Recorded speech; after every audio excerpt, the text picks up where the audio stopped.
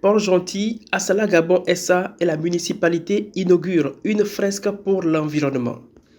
Un mur autrefois austère qui devient aujourd'hui le miroir d'un engagement éco-citoyen. C'est le spectacle visuel qu'offre désormais le boulevard de l'aéroport dans le premier arrondissement de Port-Gentil. Le vendredi 5 juin 2026, l'entreprise Assala Gabon SA a officiellement livré cette fresque murale entièrement dédiée à la préservation de l'environnement.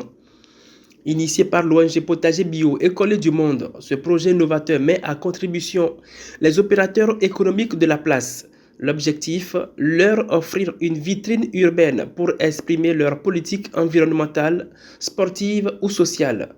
Une synergie publique-privée qui s'harmonise parfaitement avec le plan d'embellissement et d'assainissement de la commune impulsé par le maire central Pascal Wagné Ambouroué. C'est vraiment un moment plein de symboles. Symboles parce que Assala participe à préserver la nature, d'une part en plantant des arbres dans la mangrove, mais aussi à travers toute une philosophie qu'incarne le directeur général d'Assala. Et c'est un moment plein d'espoir pour les générations futures, parce que nous sommes en train, dans ce sens-là, de pouvoir faire en sorte qu'ils vont vivre dans un pays qui sera pleinement oxygéné. C'est pourquoi je dis que c'est un moment plein d'espoir. Et en ce sens, je voudrais, Monsieur le Directeur Général, vous remercier pour les efforts constants que vous faites, pas seulement dans le cadre de l'environnement, mais dans le cadre de ce que vous êtes une entreprise citoyenne.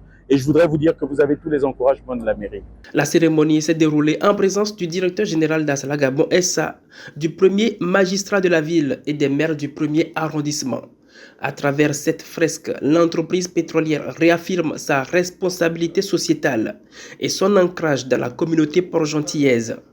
On peut voir déjà initialement la mangrove qui fait partie de notre nature, de notre environnement local, avec le système aquatique, les poissons, les tortues. Ça, c'est la première phase. Donc, tout est bon, tout est OK, il n'y a pas de perturbation humaine. Ensuite, nous allons dans la deuxième phase. Et là, c'est symbolisé par l'introduction de l'homme. Oui, l'humain vient avec son arme également, voilà, pour déstabiliser l'environnement naturel de la mangrove. L'humain également vient avec l'industrie également qui vient déstabiliser, perturber cet équilibre naturel. Assala donc va aller planter 1000 palétuviers au niveau de la mangrove pour agir en tant qu'entreprise citoyenne qui se soucie, voilà, de la restauration. Après ce premier coup de pinceau réussi, la municipalité espère voir d'autres opérateurs économiques emboîter le pas pour faire de cet axe routier une grande galerie à ciel ouvert au service du civisme et de l'éclat de la capitale économique gabonaise.